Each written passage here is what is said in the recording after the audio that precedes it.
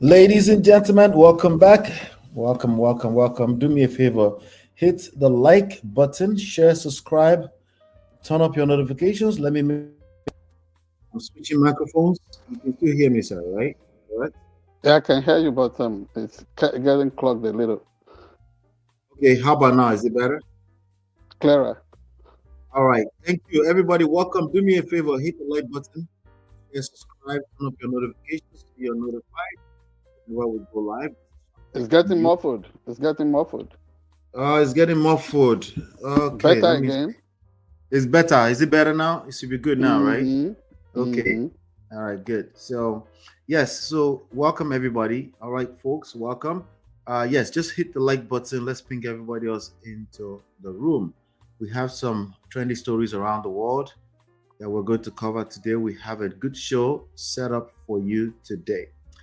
Without any further ado, folks, brace yourself because it's time to welcome the man, the birthday boy, who wears two very impressive hats. One as the publisher and editor-in-chief of SharpEdgeNews.com, and the other as a high chief. Yes, you heard that right, absolutely.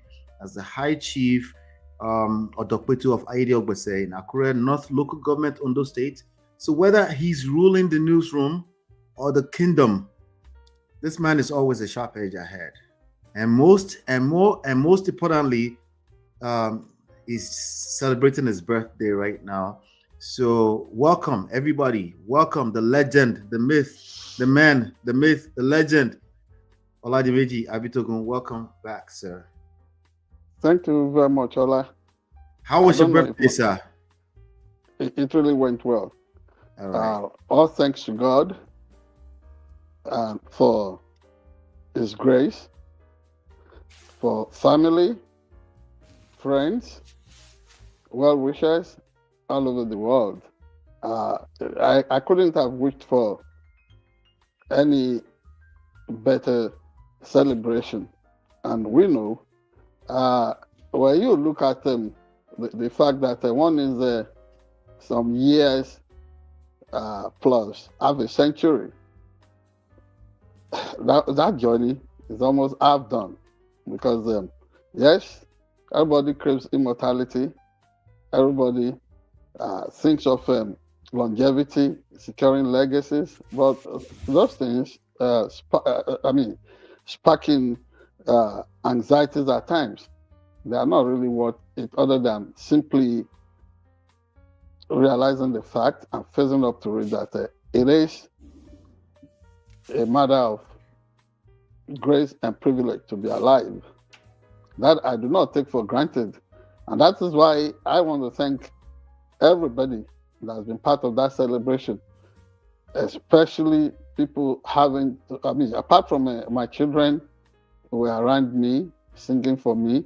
Oh, I really appreciate that the tapestry, the geometry, the content of the prayers said over the phone by I wasn't born a twins, but the fact of the closeness of the date in which mine is Ifejobi Abitogun Okeyode in London, the fact of the closeness of the time. Your niece / elder sister.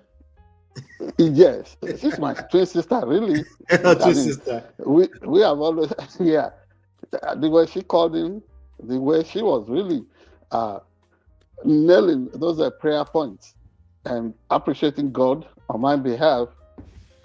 If I really appreciate you, appreciate that effort, what it takes. And for all of you, Ola, Jobi Abitogun in Nigeria too, Mrs. Olabimpe Balogun Abitogun. I just want to make sure the list is not too long. All of you, including you, Ola, and your wife, Danny, you really made it worth the entire celebration for me yesterday. And we are still in that mood today. And all my friends, they were just calling from everywhere, posting stuff. And the Abitogun dynasty platform. Thank you. Àjọbí á gbè wá o. Àjọbí máa gbè wá o. Ẹbí wa ò ní dàrú o. Family means so much. And you want to have a proof of that. You think your family is not really getting it all the time with you, or that you are not on the same page with them all the time.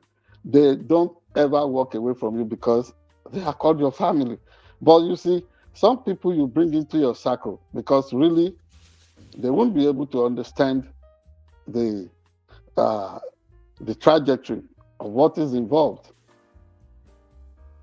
Little thing, even unfounded rumor, things you never did, people will, and then they don't ever process, never confirm, just because they are never, you were the one assuming that, oh, these people are your family, you adopted them to your circle, because they are never part of your world or your circle, never doing anything to understand your perspectives about life.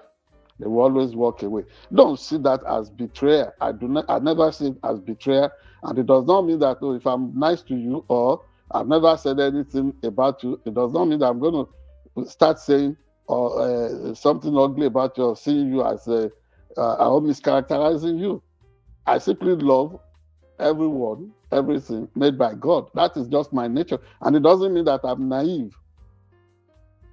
It does not mean that I'm naive. So this last 55 years I've really been worried. And in a super duper way, let me appreciate my university contemporaries, my friends.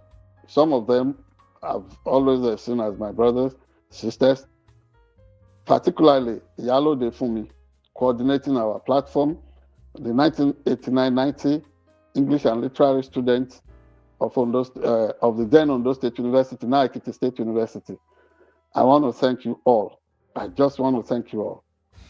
If I'm not naming everyone the way I ought to, please forgive me. I just want you to know that I appreciate you. Now, we move to a special spike in the social media today, or the Nigerian media bubble. I would not call it a confrontation per se between the sitting governor of Osun State in Nigeria, Governor Ademola Jackson Adeleke, and the Nigerian First Lady, Mrs. Oluremi Tinubu. I thought that governors, especially when they are in the space where they govern, should be seen as the sovereign there, or no, the federated consciousness of of the existence of that state and its reality, its realm, and what have you. So when a visiting First Lady of the Nigerian Federation tried to raid in the dancing governor, Mr. Ademola Jackson Adeleke, go straight to your script. Do not spend time on trying to introduce yourself or do some opening glee by way of some celebratory. So for some context, this was at the 10th coronation anniversary celebration of Adeyeye Ogunwusi, the Ooni of Ife. That's right. Yeah. His Majesty. Yep. The Ooni of Ife. That's true. But that's still in Osun State. And as the approving authority, after the kingmakers must have perfected the processes with the royal families. You can hear him singing. Yeah, go ahead. Yeah. By singing.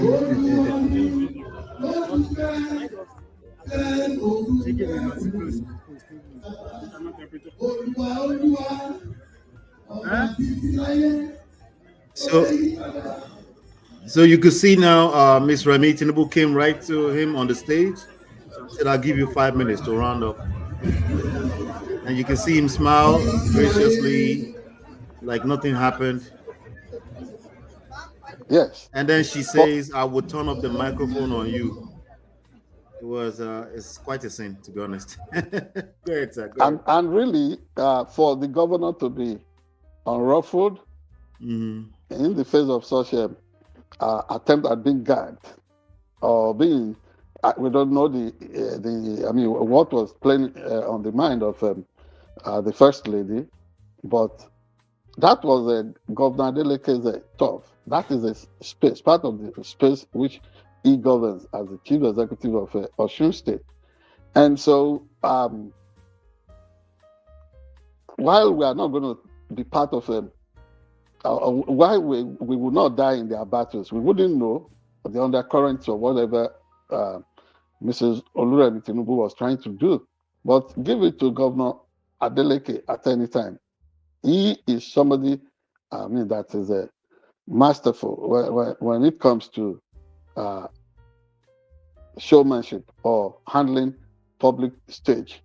So for him to have handled it, to still have gone ahead to sing, in spite of all the attempt by Mrs. Oluremi Tinubu to stop him, that really shows that this person is sophisticated. It shows that he knows his onions when it comes to playing the role of a governor.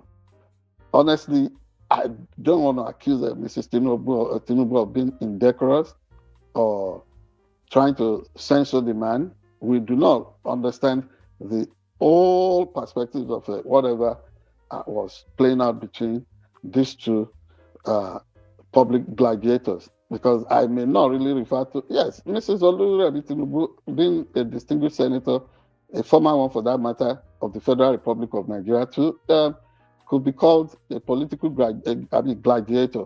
But anytime, any day, that cannot be taken away from Governor Ademola Adeleke. And, the way things are really unfolding in Nigeria today, nobody knows if Adeleke is going to exit embattled People's Democratic Party of Nigeria. We do not know if some of the, if part of what was really informing the actions of Mrs. Tinubu there could be part of the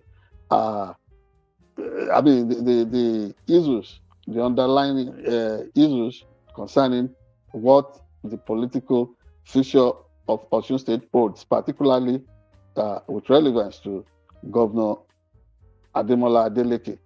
But for all of us, it is instructive that all these people, whether they are trying to make it look like they are at war, a bloodless one for that matter, politically, we should just understand that sometimes they are just trying to punish. You understand this? Some of us, because we want to really stick out our neck. Oh, I'm for Oluremi Tinubu, I'm for Ademola Adeleke. Can you just observe the optics of the moment? Laugh if you want. If you want to shake your head, whatever you think, you want to ponder over it, good luck. But just understand that you cannot die in the battle of these politicians. And on that note, let us celebrate His Majesty Ojaja II, Oba Ogunwusi, the Ooni of Ife. On purpose, I do not like to refer to, because there is this wrong thing going on in Nigeria. Every first-class king, monarch, wants to be seen as I'm back. Just in case you missed it.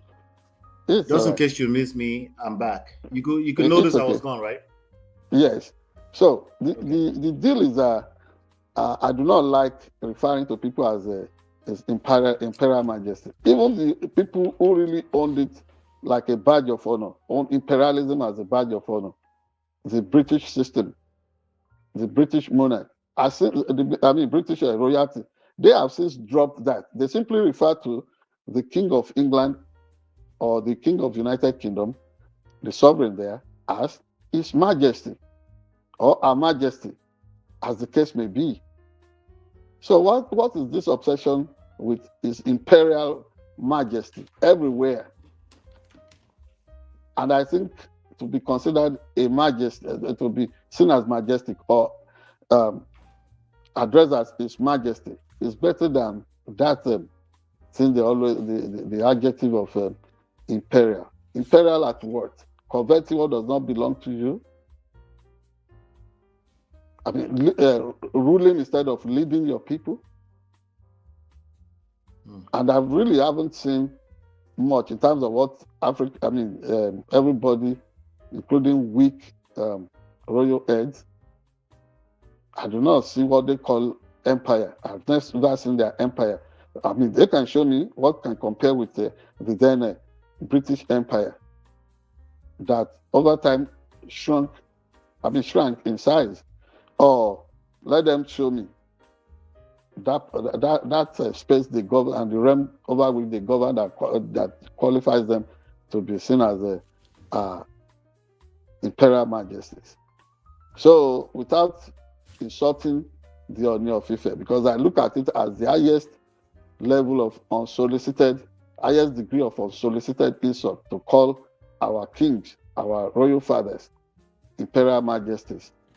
People should understand the words they throw around before they wear it as if it's a badge of honor. So congratulations on the 10th year coronation anniversary of the Ooni of Ife, our special this week. Thank you. Thank you so much. Before I knew it, I was gone. I completely got ejected out of the system. I had to restart the laptop all over again. So I'm glad you're able to keep it professional and keep it going. All right. So everybody, please, we have, like I said earlier, we do have a good show lined up for you today. Shout out to Natu in the chat. Natu says happy birthday to the High Chief himself. Thank you so much, Natu. I appreciate it. And Natu also says that woman was playing out rude. Is she just knowing the governor with his singing and dancing style? It was uncalled for, I beg. Thank you. Yeah. All right. So without any further, we're going to move on to some other trendy stories around the world. Hit the like button, share, subscribe, turn up your notifications. We'll be right back.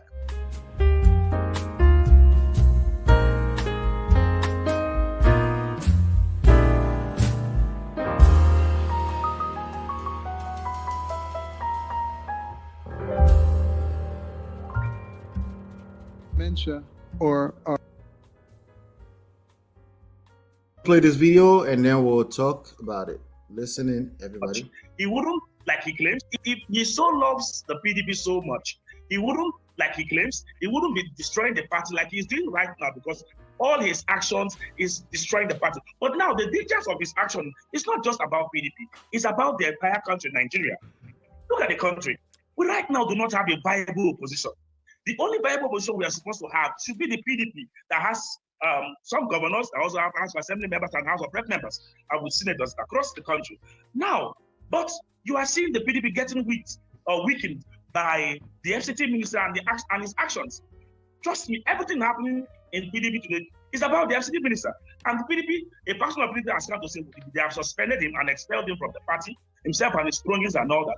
Of course, the man is still making problems within the political party. But one thing should be said, and one thing is clear. Yes, WIKE does not own PDP. Yes, WIKE was never a founding trustee of the People's Democratic Party. So he cannot lay claims to PDP being his personal estate. And anybody who is laying such a claim is only just, see, this is part of destroying our democracy. We are supposed, what makes up a proper democracy is a viable opposition. But with the destruction of the opposition, led by the FCT minister, who is now an agent of the APC government, it simply means that these people are out to destroy democracy. That's why we see people moving from the APC and other political parties, from the PDP and other political parties into the APC in droves. What they want to run in this country is a one-party system where the president will have a free right to whatever decisions and whatever thing he wants to do, which is really not good. It's not going to help or strengthen our democracy. And we're not acting like a democratic nation. We're not acting like a democratic nation. So a lot of things have gone wrong, and the FCT minister has to sit back and tell himself the truth that he does not own PDP. PDP is not his personal estate. All right, so there you have it. That's WIKE that they're talking to. I'm looking at a report on Vanguard. Nigeria says we won't let those who we accepted into PDP kill our party. This is WIKE saying this. The Minister of the Federal Capital Territory, FCT, here's some WIKE says he and other founding members of the PDP, People's Democratic Party, will not allow those who created PDP. Because some people are saying one thing, he's saying the other thing, he's saying the same thing. It looks like they're tackling each other with the same talking points. There's confusion here. Please enlighten us, sir. What's going on? Yeah, thank you very much. I doubt how many of the real founding fathers of the People's Democratic Party, PDP of Nigeria, are still around today.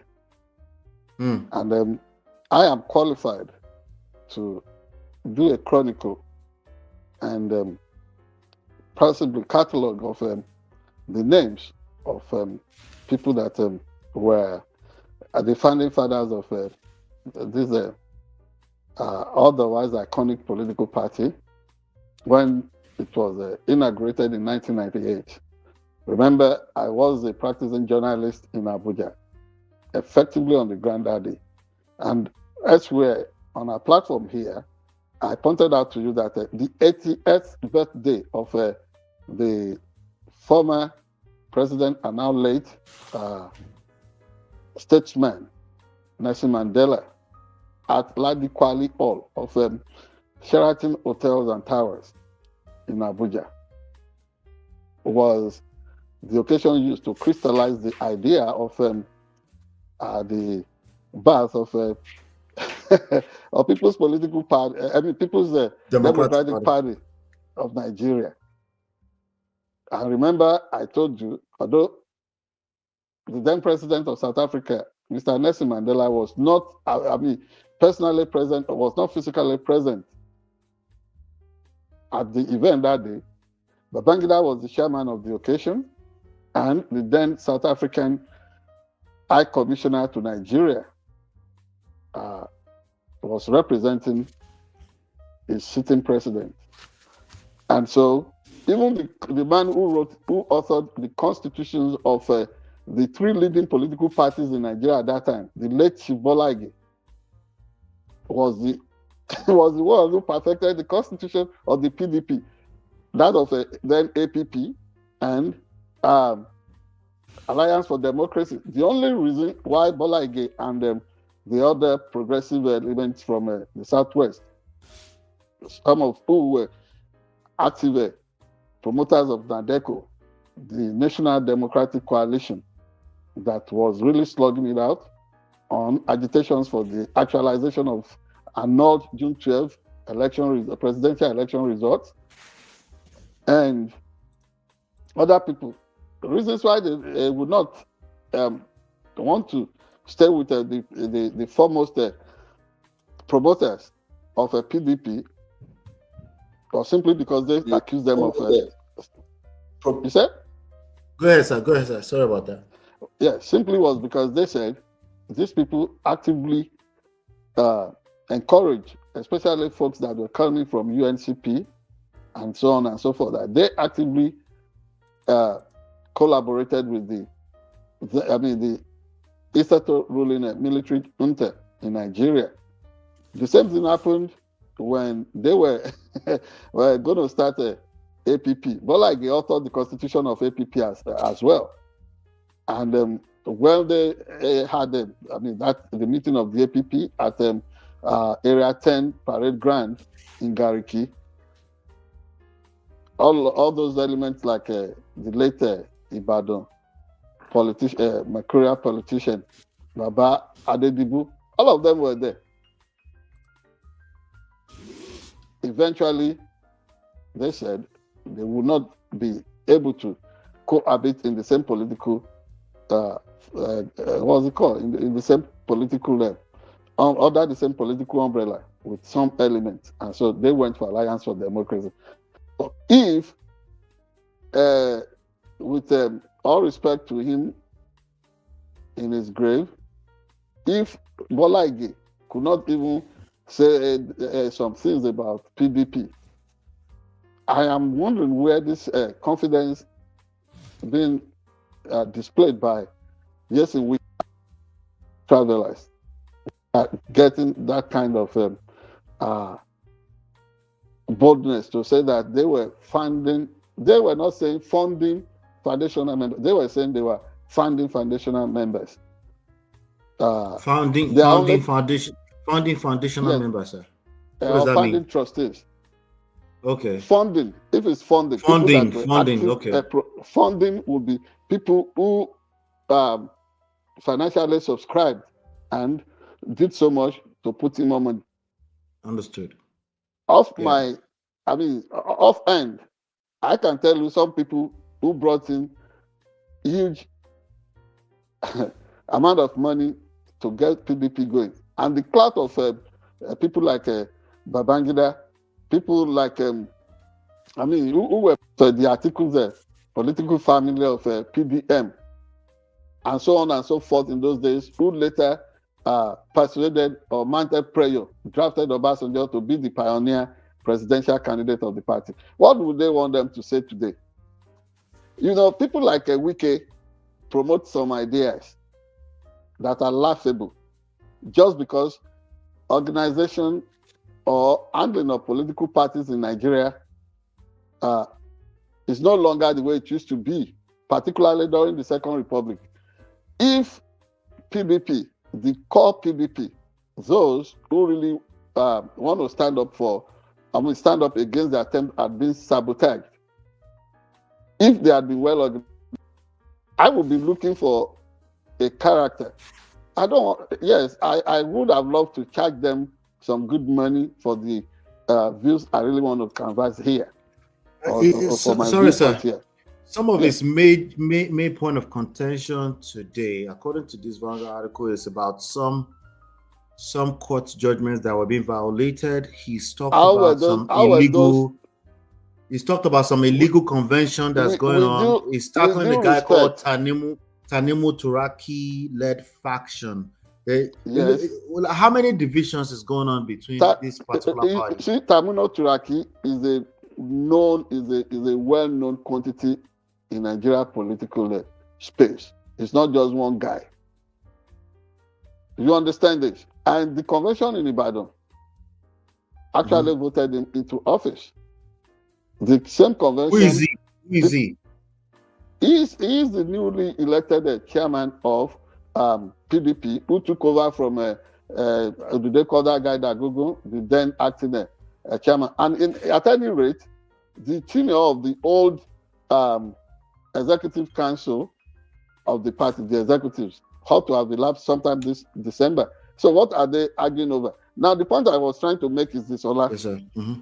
They are only lucky. They are really lucky to be getting away with some of the stuff they are getting away with. You know why? There are no, strong organized structures. The coup parties, not just be alone. You see, you look at it superficially. It looks like APC are propaganda, reinforcing such sometimes outrightly false, and they run away with it. They are able to do that to some extent effectively. But I am looking for somebody who would operate in the hilt of the think tank, the core think tank of the then Unity Party of Nigeria. Say, an organizing or director of an organization. In those days, when Chief Ebenezer Babatoke ran such a structure for the Unity Party of Nigeria, I remember a publication. It's just, when I was only, I was between age 9 and 13 when the Second Republic ran. But I was politically conscious enough, streetwise enough to monitor everything. There was this publication when Akeoma Borowo fell out with the later Chief Michael Adekunle Ajashin, the then leader of the Unity Party of Nigeria in Ondo State, and the sitting governor of Ondo State then.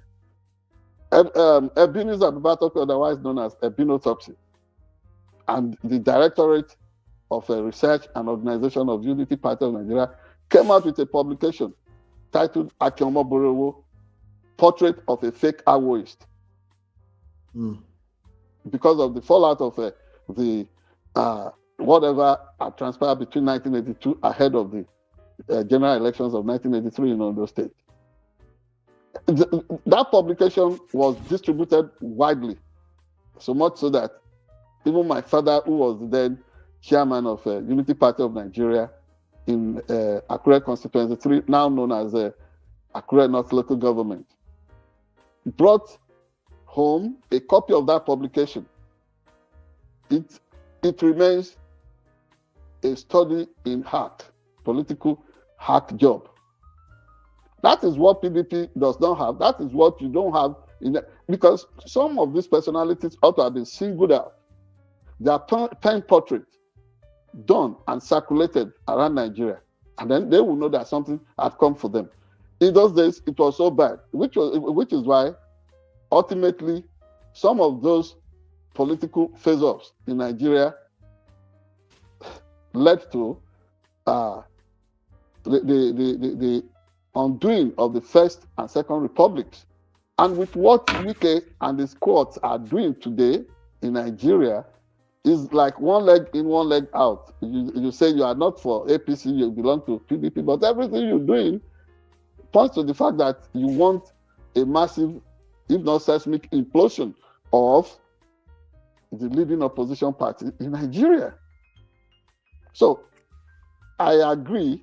I find myself aligning with the views being canvassed by the individual that you quoted earlier on, that WIKE looks like a mole within that PDP family.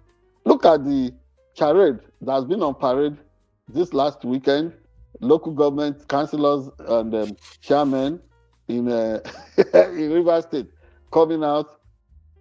I've never seen this kind of North Korean quality of sycophancy in the politics of Nigeria in my life. It's unprecedented. Everybody, everywhere. And I'm sure Tinubu himself, who was known to be a dogged and resilient political opposition figure in Nigeria, may not really be happy with all these things these people are doing, because they are setting him up for a kind of unmanageable hate situation that people will blame him for everything, including the possibility of these people thwarting the Nigerian democratic project. No wonder you find all kinds of people toying with the idea of a coup plot across the West African sub-region. Is it not only yesterday that there was a failed coup attempt in neighboring Republic of Benin? Although it's been canvassed that West African standing force, whatever that's supposed to mean, went in there to dislodge the coup makers and what have you. But practically what we know is that it was the Nigerian government and military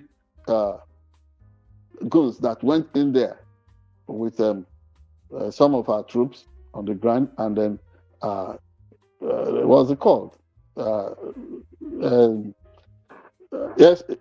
ESP's intervention to dislodge the coupists.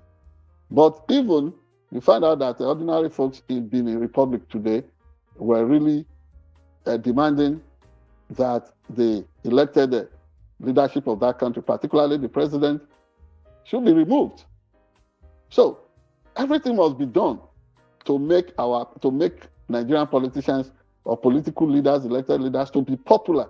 This thing that WIKE is doing with his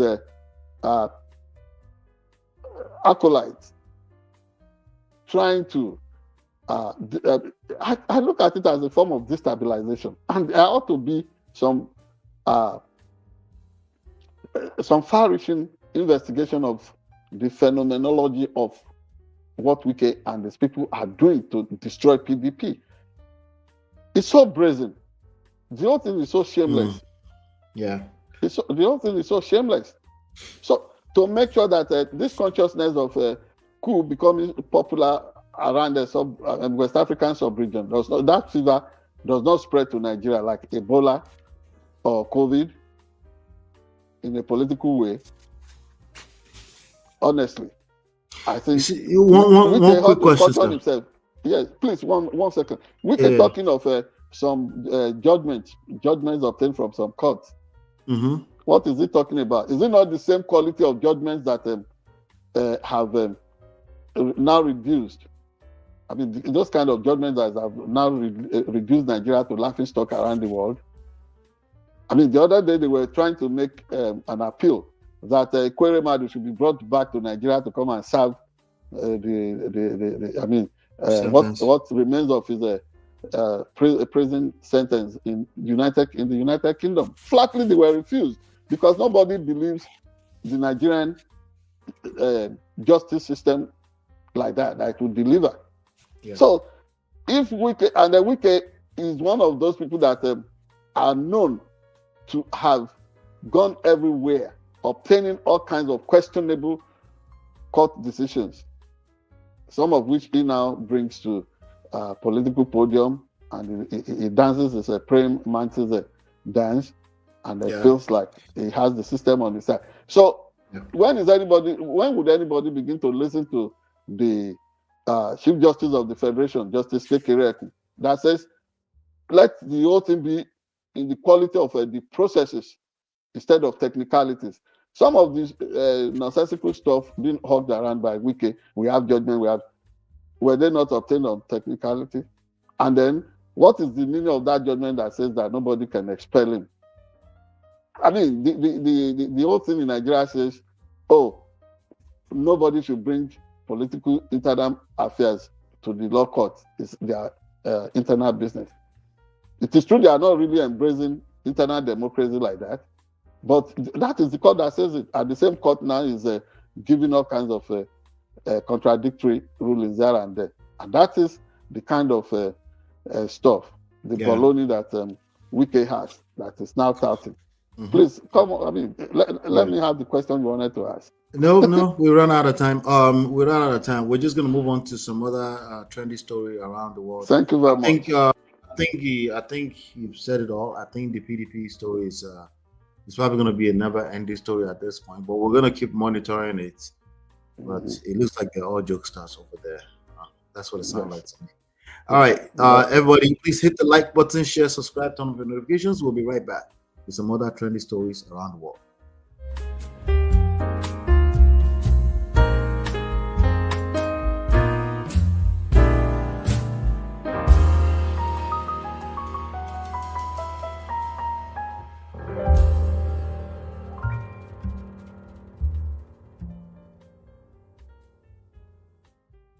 All right. Welcome back, everybody. Welcome back. Like we said, we have some other trendy stories around the world. In other news, we have Trump administration's new $100,000 H-1B visa fees would leave rural healthcare as collateral damage, according to some Becky Oatkam.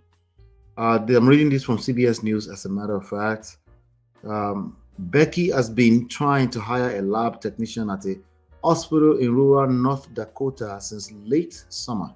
Not one U.S. citizen has applied. West River Health Services in Ettinger, a town about 1,000 residents in the southwestern part of the state, has 4 options, and none is good. The hospital could fork over $100,000 for the Trump administration's new H-1B visa fee and hire one of the more than 30 applicants from the Philippines, or guess what? Drum roll, Nigeria.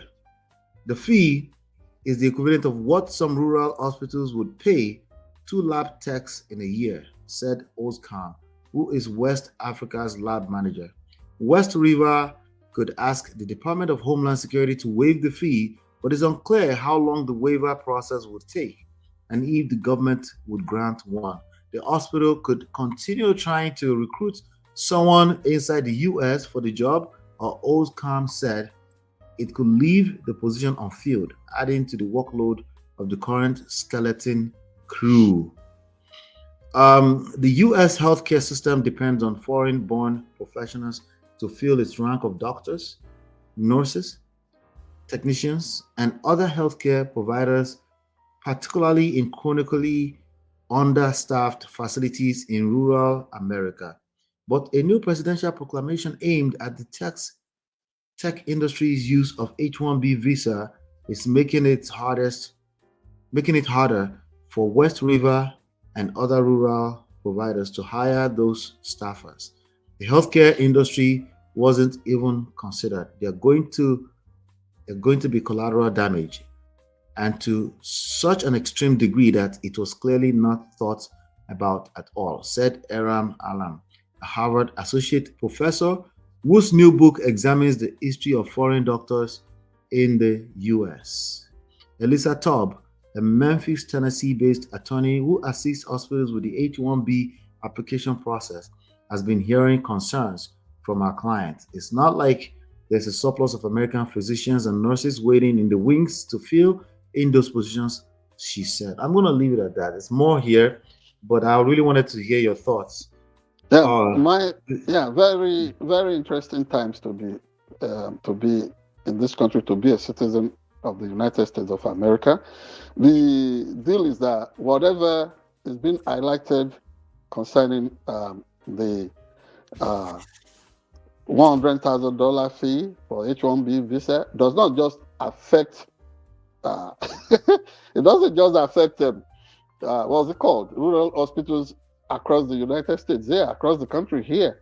Mm-hmm. It also affects those of us who run small media operations or organizations. For example, under a more liberal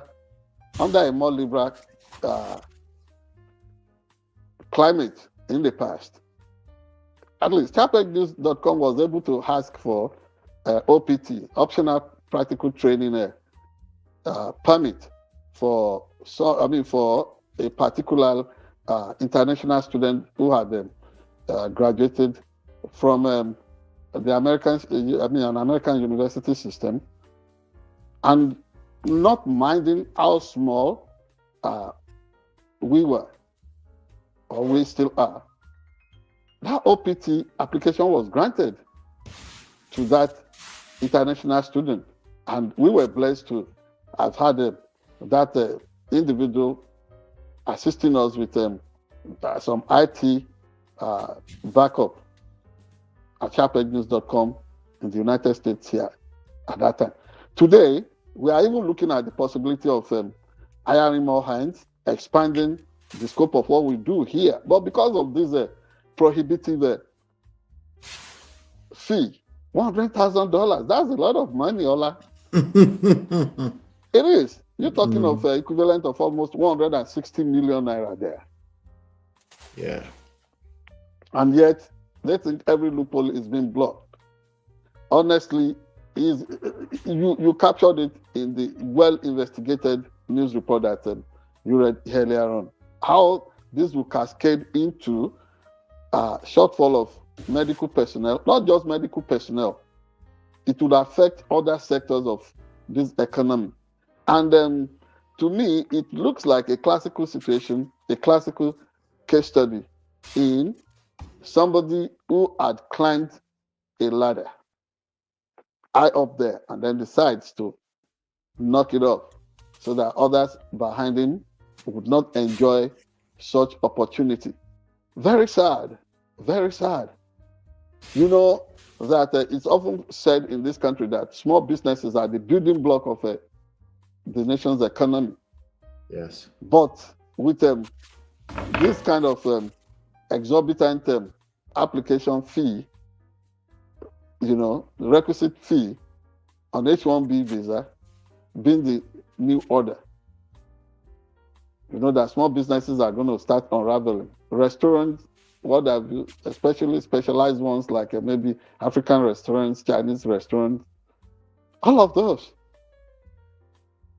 And the beauty of this world would be to really operate outside the box of public service, civil service, own your own thing, allow it to thrive.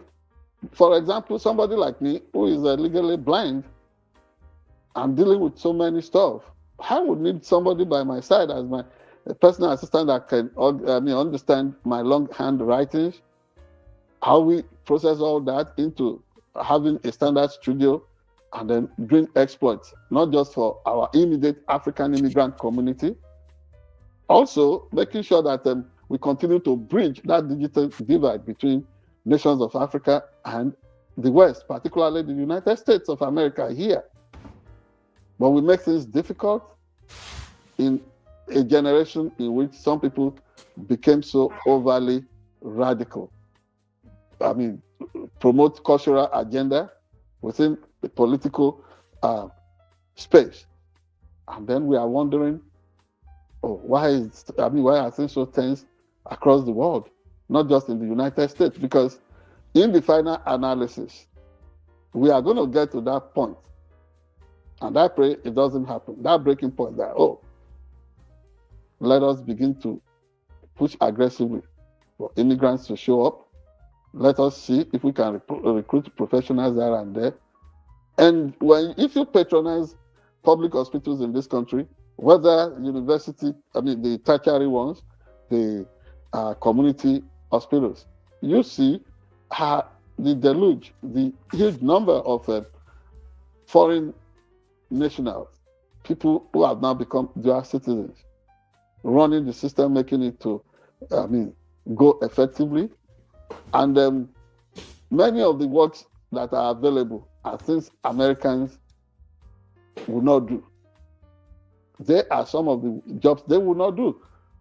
And immigrants are ever willing to go anywhere so that they can pay their bills, support their folks back home in their original home countries.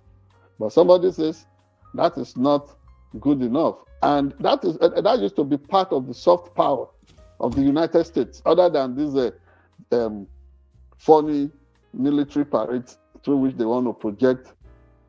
You don't need to flex muscle before everybody knows that America is the ultimate superpower around the world. But all thanks to people who think out of the mainstream, way out, far from the mainstream, hijacking the whole place, launching cultural war, making it to look like, politically they are being dynamic or pragmatic, they exist to save the nation. Just look at the system properly, you know that everything is not all right. I do not want to stretch that topic. I think prayer must be mounted on President Donald Trump to really go through that executive proclamation again and again, so that we can embrace what works for everybody. I'm sure within his original private businesses, he would have really,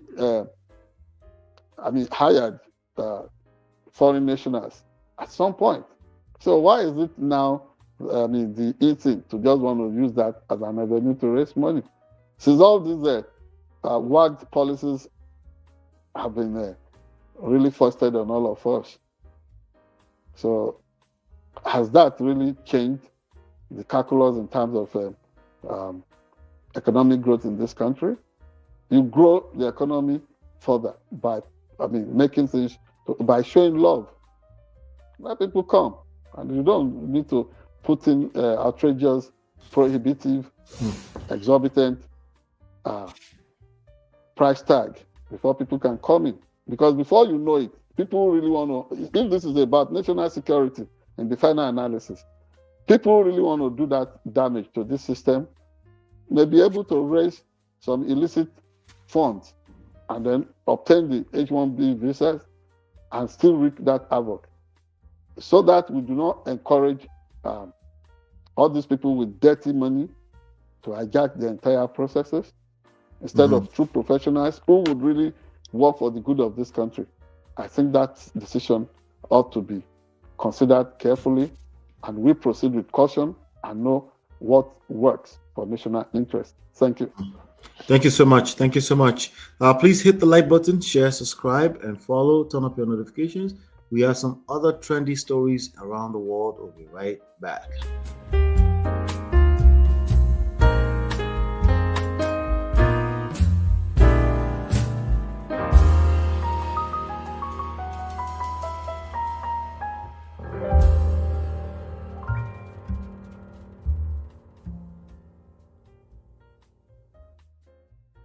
100 Niger students rescued, but many are still with kidnappers. According to a report here on Al Jazeera, at least 153 students and 12 teachers taken from a Catholic school last month remain in captivity.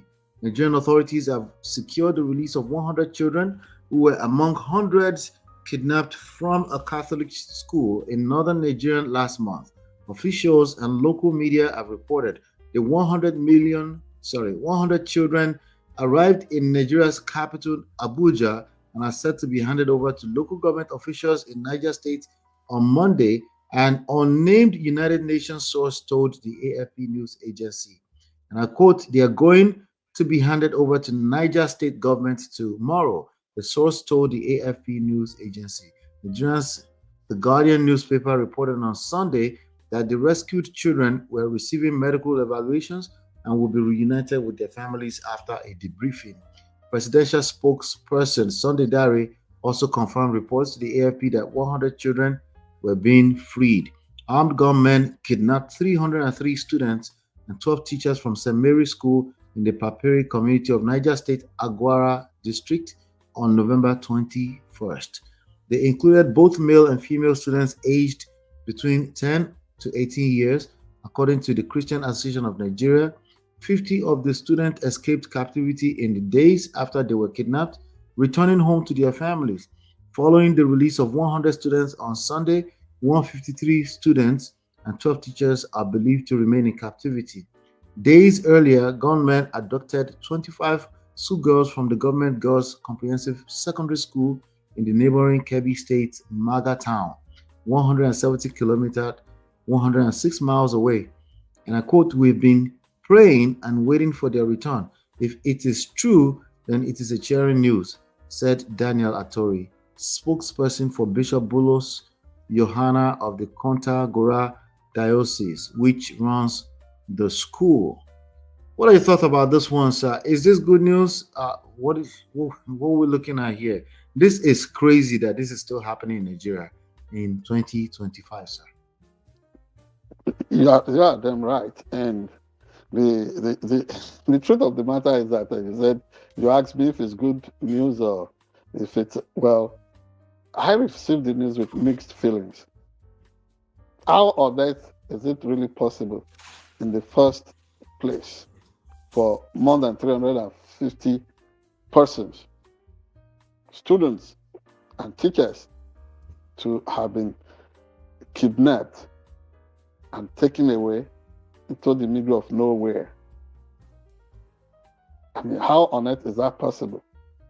I mean, this leads to a fundamental question. Do we still have a government in Nigeria? Is there a state government? Because there is always this funny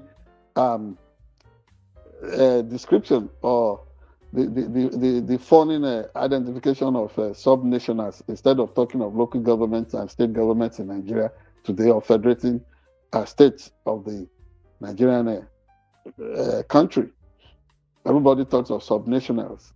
And then, like we already know now, something we have been dealing with right from time, that news coming from mainstream media in Nigeria sometimes, I mean, what's it called? Snippets often dropped as information propaganda by people who run the country. And when they say, 100 have been rescued, plus 50 that escaped from captivity so far. So we are talking of still having more than 170 persons, including those 12 teachers, still within the grip of this radical non-state actors. You can't really put a hand on their ideology. You don't know if they are in it for business. For example, 100 students have been rescued and brought back. How was that done? I mean, is it done negotiating or with a fierce firefight between Nigerian military personnel and these kidnappers or terrorists or bandits, whichever the case may be. At what cost? Was ransom paid? Yes, people would ask why, at all cost, at whatever cost, let the children come back home. We agree that they should come, but it shouldn't be at whatever cost.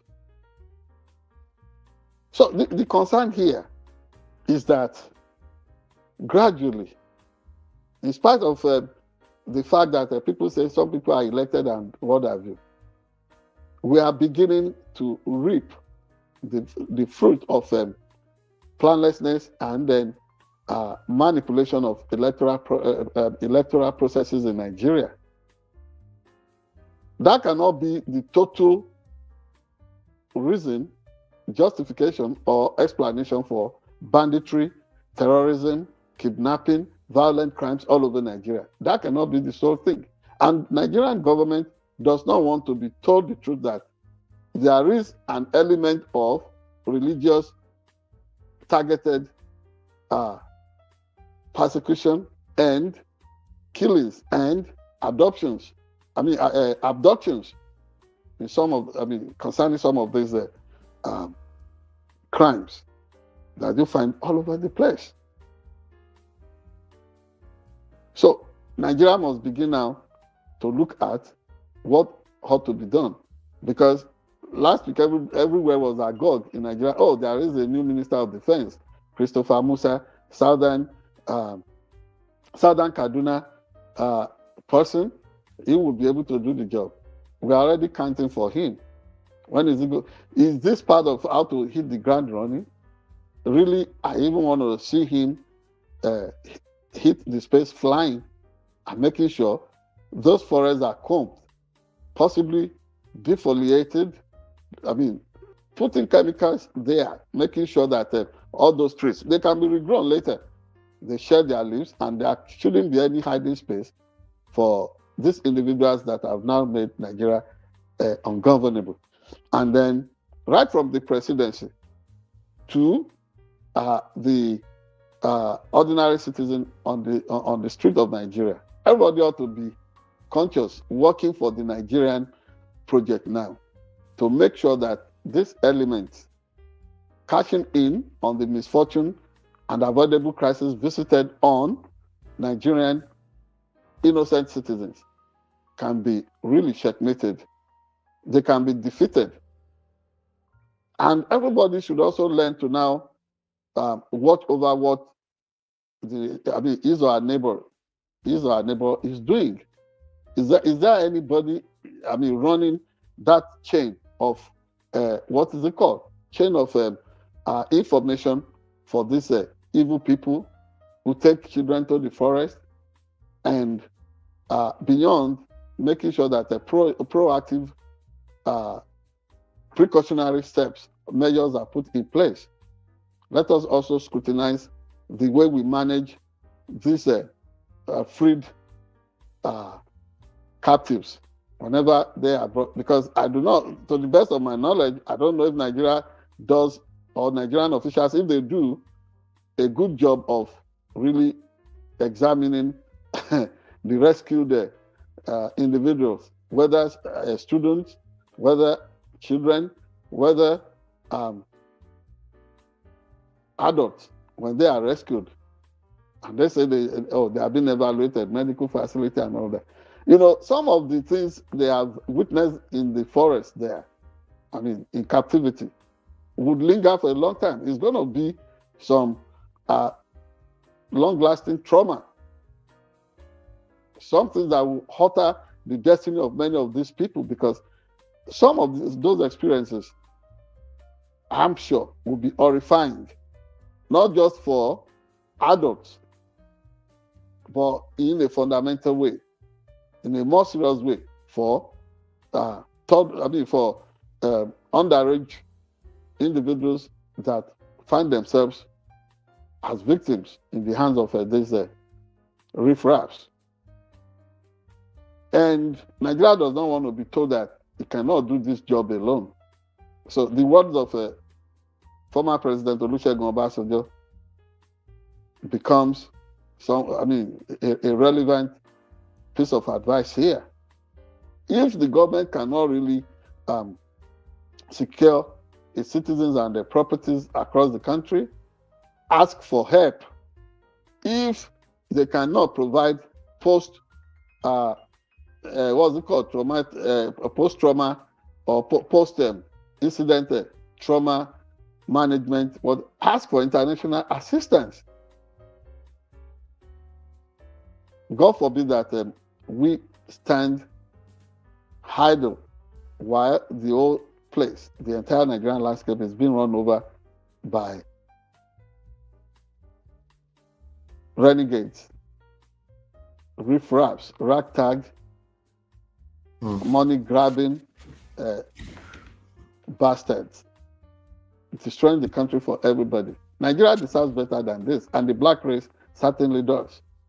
This is my take on the whole thing. But we need more information about how they were rescued, how they are, their stress and the trauma, how those things are being managed, and what ought to be in place for a greater and better Nigeria. Yeah. And instead of all these things being the focus at the moment, look at the charade and the political theatrics, the comedy going on in the country, people defecting here and there.